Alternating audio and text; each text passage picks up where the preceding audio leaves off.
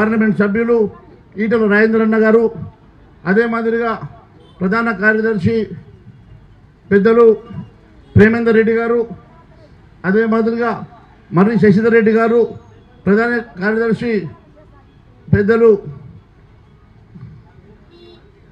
శృతి గారు, అదే మాదిరిగా రాణి రుద్రమాదేవి గారు, మాజీ శాసనసభ్యులు, మాజీ పార్లమెంట్ సభ్యులు, మాజీ మంత్రులు, కార్పొరేటర్లు, జిల్లా అధ్యక్షులు, వివిధ జిల్లాల నుంచి విచ్చేసినటువంటి భారతీయ జనతా పార్టీ కుటుంబ సభ్యులు, అదే మాదిరిగా పెద్దగా విచ్చేసినటువంటి నిన్నటి నుంచి వేలాదిగా తరలి వచ్చినటువంటి రైతన్నలందరికీ కూడా పేరు పేరున నమస్కారం తెలియజేస్తా ఉన్నాను. మిత్రులారా, భారతీయ జనతా పార్టీ రైతుల పక్షాన, రైతుల పక్షపాతిగా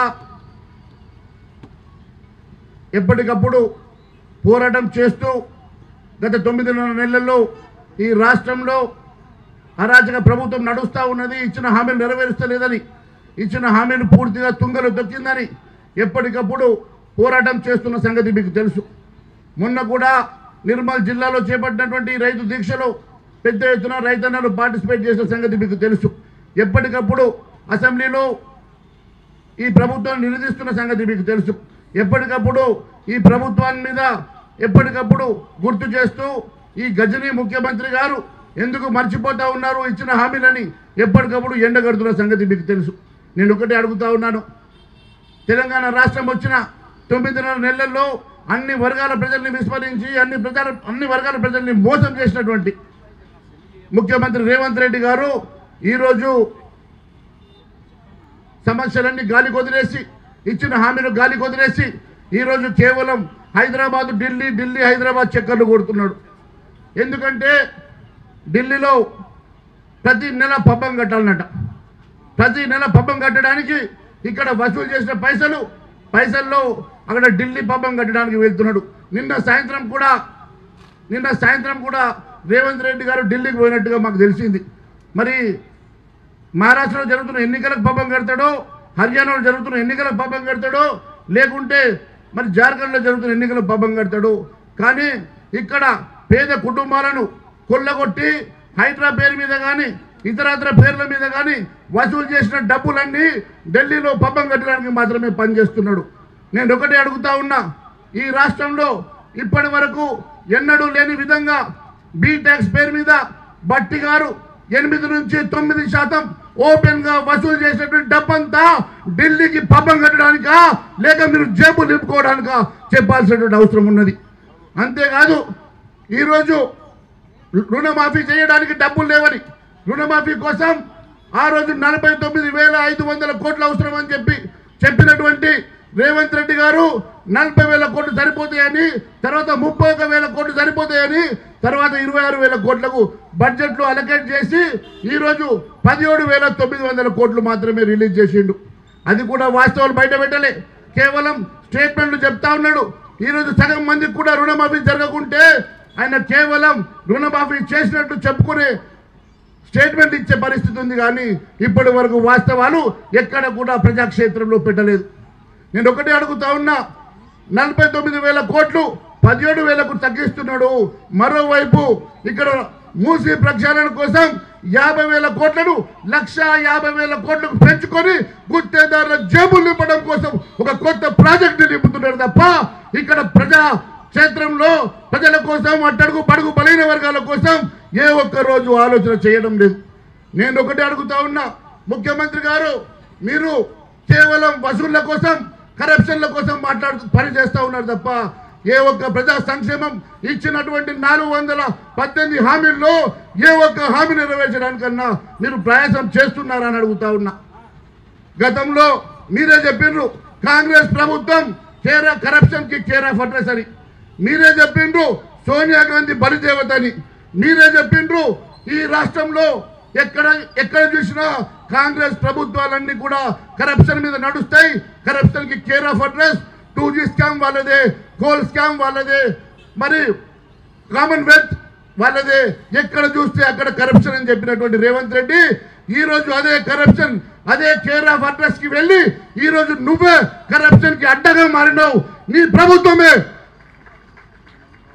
ప్రభుత్వమే ఈరోజు కరప్షన్ అడ్డగా మారింది. నేను సాక్షాత్తు అసెంబ్లీ సాక్షిగా మీ ఎన్నో కుంభకోణాలు బయట పెట్టాం.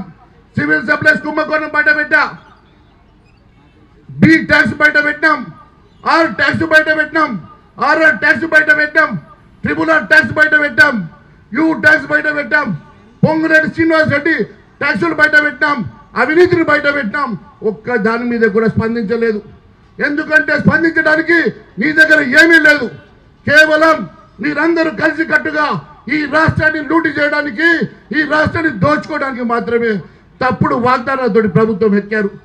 ప్రభుత్వం గద్దెనెక్కిన నుంచి ఇయరటి వరకు మీరు కేవలం ఈ రాష్ట్రాన్ని ఎట్లా దోచుకోవాలా, ఏ స్కీమ్ పెట్టాలా, ఏ స్కీమ్ ద్వారా ఎన్ని కోట్లు సంపాదించాలన్న ఆలోచన తప్ప ఏ రోజన్నా ఈ ప్రజల కోసం, ఈ అట్టడుగు పడుగు బలైన వర్గాల కోసం మీరు ఇచ్చిన హామీల గురించి ఆలోచన చేసిందని అడుగుతున్నా. ఎప్పుడు చూసినా క్యాబినెట్ మీటింగ్ పేరు మీద టైం పాస్ చేస్తారు తప్ప క్యాబినెట్ మీటింగ్లో అవసరం లేని హామీలు ఇవ్వని హైడ్రా గురించి, అవసరం లేని హామీలు ఇవ్వనటువంటి మూసీ నది గురించి, ఎస్ఎల్బిసి గురించి, కొడంగల్ ప్రాజెక్టు గురించి మాట్లాడుతున్నారు కదా. ఏ ఒక్క రోజైనా ఇక్కడ ఉన్నటువంటి ఆడపడుచుల కోసం, మహిళల కోసం, విద్యార్థుల కోసం, యువత కోసం, రైతన్న కోసం ఇచ్చిన హామీల కోసం ఒక్కసారైనా ఆలోచన చేసిండ్రా అని అడుగుతా ఉన్నాం. భారతీయ జనతా పార్టీ ఊరుకునే సమస్య లేదు. ఈరోజు సుధాకర్ రెడ్డి గారు చెప్పినట్లు ప్రపంచ నాయకుడిగా, ఒక అవినీతి మచ్చలేనటువంటి ప్రపంచ నాయకుడిగా ఎదిగినటువంటి మా నరేంద్ర మోడీ గారి నాయకత్వంలో భారతీయ జనతా పార్టీ మీ అందరి పక్షాన, ప్రజల పక్షాన, అన్ని వర్గాల పక్షాన పోరాటం చేస్తాం. రైతన్నకు అండగా ఉంటాం. రైతన్నలకు అందరికీ కూడా మాటిస్తున్నాం. మీకు ఇచ్చిన హామీ నెరవేర్చే వరకు మీకు వెంట ఉంటాం. మీ గొంతుకై మీ అందరికీ అండగా ఉండి మీకోసం పోరాటం చేస్తామని తెలియజేసుకుంటూ భారత్ మాతాకి. అదే మాదిరిగా చివరిగా రైతుల పక్షాన పోరాడుతున్న భారతీయ జనతా పార్టీ మంత్రి తుమ్మల నాగేశ్వరరావు గారు ఇచ్చినటువంటి స్టేట్మెంట్ని ఖండిస్తున్నాం. తుమ్మల నాగేశ్వరరావు గారు అవగాహన రహితమైనటువంటి స్టేట్మెంట్ ఇచ్చారు.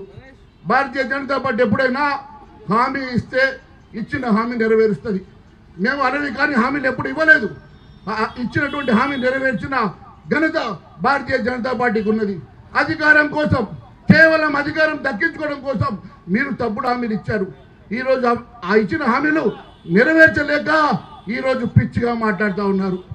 జీవన్ రెడ్డి గారు, మీకు తెలియదా ఈ రాష్ట్రంలో జరుగుతున్న అవినీతి తెలియదా? ఈ రాష్ట్రంలో జరుగుతున్నటువంటి అరాచకాలు మీకు తెలియవా? మీరు కూడా ఈ రకమైనటువంటి స్టేట్మెంట్ ఇవ్వడం శోచనీయం అని చెప్పి తెలియజేస్తా ఉన్నాను. భారతీయ జనతా పార్టీ ఎప్పటికీ రైతుల పక్షపాతి. భారతీయ జనతా పార్టీ ఎప్పుడు రైతుల పక్షాన్ని ఉంటాం, రైతుల పక్షాన్ని పోరాటం చేస్తాం. ఈ దీక్షకు పెద్ద ఎత్తున తరలి వచ్చినటువంటి మా గౌరవనీయులు అభయ్ పటేల్ గారికి, మరి మా పార్లమెంట్ సభ్యులకు, శాసనసభ్యులకు, శాసన మండలి సభ్యులకు, కార్పొరేటర్లకు, విచ్చేసినటువంటి భారతీయ జనతా పార్టీ ప్రధాన కార్యదర్శులకు, కిసాన్ సేల్ అధ్యక్షులకు, అదే మాదిరిగా విచ్చేసినటువంటి పెద్ద ఎత్తున మా రైతన్నలకు, మా యువకులకు, మా కుటుంబ సభ్యులకు అందరికీ కూడా మరొకసారి పేరు ధన్యవాదాలు చేసుకుంటూ భారత్ మాతాకి